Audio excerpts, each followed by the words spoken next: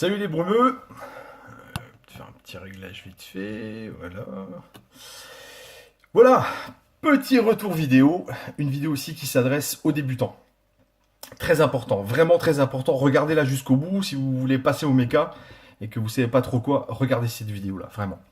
Donc voilà, je vous présente la petite Pulsar, une petite box en ce moment qui fait un petit peu de bruit sur la toile. Alors ça c'est un modèle c'est un clone. Parce que l'original à 294 euros, c'est bon, là je dis juste stop quoi. Faut arrêter de se foutre de la gueule des gens, ça reste pas grand chose quoi. C'est une box BF quoi. Voilà, on frise les 300 balles. Donc voilà, 35 dollars un clone.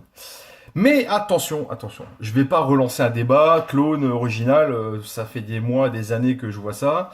Moi je dis chacun fait selon son portefeuille, mais il n'y a pas que l'argent qui rentre en ligne de compte, il faut aussi prendre en ligne de compte la sécurité.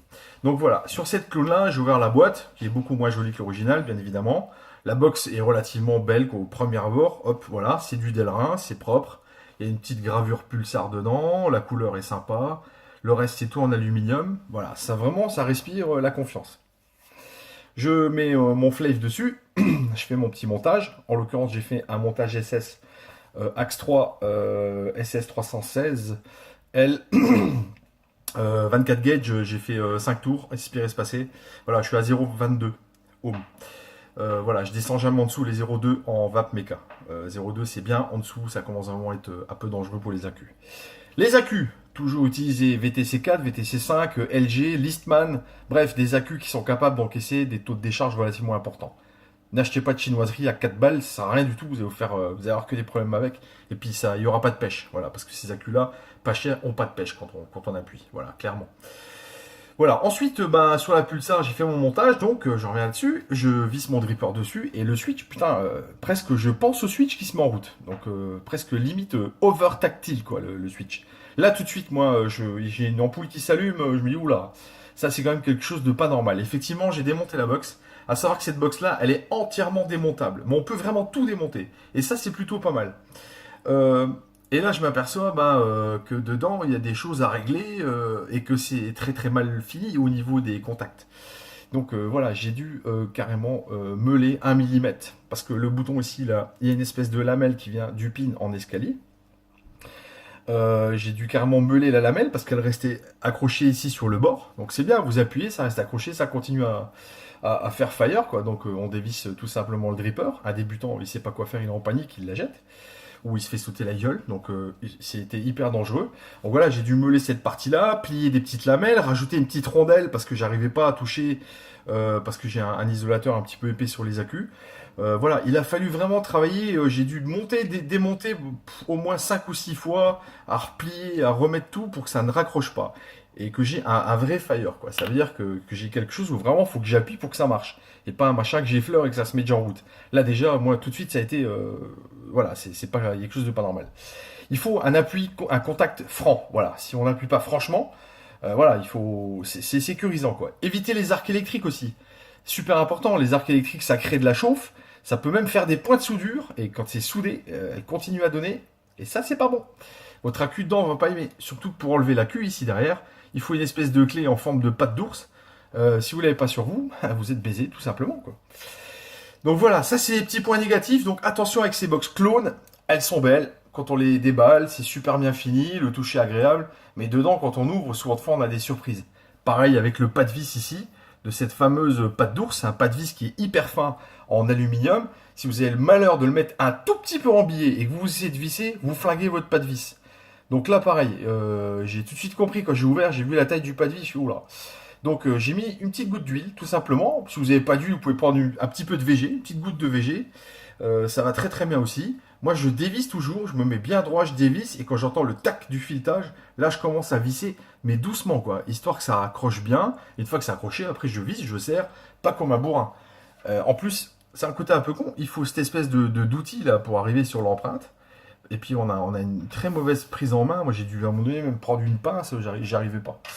Et puis en plus, sans huile, ça raccrochait. Bref, c'était un peu dégueulasse. Là aussi, pas terrible quoi. Donc voilà, c'était juste pour faire un point sur cette box-là, faire un point sur les box clones. Quand vous achetez du clone, attention, ça peut être super beau comme ça, Mais moi, automatique, je démonte, je regarde mes lamelles, je regarde si j'ai des contacts qui sont francs, un switch qui soit franc aussi. Voilà, il faut pas des machins bidouillés comme ça. Voilà, il faut un bon réglage, c'est vraiment important. Autrement, pour revenir sur la box en elle-même, dedans il y a un pin 510, il faut le démonter complètement pour pouvoir le régler. Moi, je mets toujours mon dripper dessus, je vais contre, quand j'enlève mon dripper, j'avance encore à huitième de tour, et puis je serre, terminé. Donc ça, c'est plutôt bien foutu. Le switch, maintenant que je l'ai réglé, poncé, ajusté, c'est juste du bonheur. Ensuite, pour la petite bouteille, ça c'est pas mal foutu. Il y a un petit loquet ici. Donc il suffit juste de le baisser. Quand on le baisse, bah, il pendouille. On prend ça, on tire. Et là, on arrive à sortir la bouteille. Alors la bouteille, la contenance, elle est de 11 ml. Donc si vous faites le plein, que vous partez, il faut déjà sucer le drip tip une paire d'heures pour pouvoir le vider. Il y a vraiment une grosse autonomie de liquide. Dessus, bah, il y a un bouchon en aluminium. C'est du silicone. C'est bien foutu. Pour la mettre dedans, il suffit simplement d'enclencher. Voilà, là, il y a un petit... Voilà, clac. Et puis ce petit loquet là, hop, voilà, c'est verrouillé, ça tombe plus. Ça, super bien foutu. Vraiment bien pensé. Voilà. Le reste, au niveau de l'ergonomie, c'est une très bonne prise en main. Le poids, il est vraiment très correct. Et puis maintenant, bah, elle marche plutôt pas mal, quoi. Voilà, on push. Voilà, ça envoie tout de suite. J'ai un contact qui est franc, qui est propre, net. Ça va bien. Donc attention avec ce genre de clown là. C'est vraiment un message que j'envoie aux débutants ou à ceux qui vapent déjà depuis un moment, qui veulent passer sur une vape méca. Privilégiez plutôt du matériel, des originaux, qui sont bien finis. Renseignez-vous, il y a beaucoup de choses. Il y a des box à 40 balles en méca qui sont originaux, qui sont très bien conçus, qui sont très bien finis. Maintenant, on a même des systèmes de verrouillage dessus, quand on le met dans la poche et tout ça. Vraiment, voilà, c'est un grand, grand conseil. Ça évitera les accidents. Puis ça évitera que les médias se ruent sur un accident pour faire une mauvaise pub au niveau de la vape. Et surtout par rapport au matériel clone. Voilà, sur de l'original, on a rarement des histoires comme ça où c'est pas bien fini. C'est vraiment sur du clone. Alors attention, je le répète encore une fois, je veux pas faire un débat, clone, pas clone, on s'en fout. Voilà, on vape, on se fait plaisir. Mais attention, voilà, c'est vraiment un petit message où il faut faire un petit peu gaffe, quoi. Je vais vous tirer quelques barres, montre comment que ça vape, et puis bah sur ce, bah, je vais vous laisser. Donc j'espère que vous aurez bien regardé la vidéo jusqu'au bout, les débutants.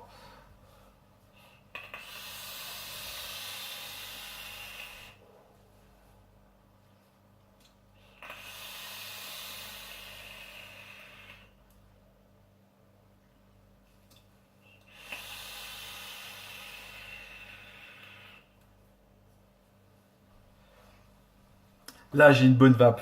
Et puis ce flave là, moi j'adore. Voilà. Sur ce, je vous souhaite à tous une bonne soirée. Et puis ben, que la vape soit avec vous. À plus les gars. Ciao.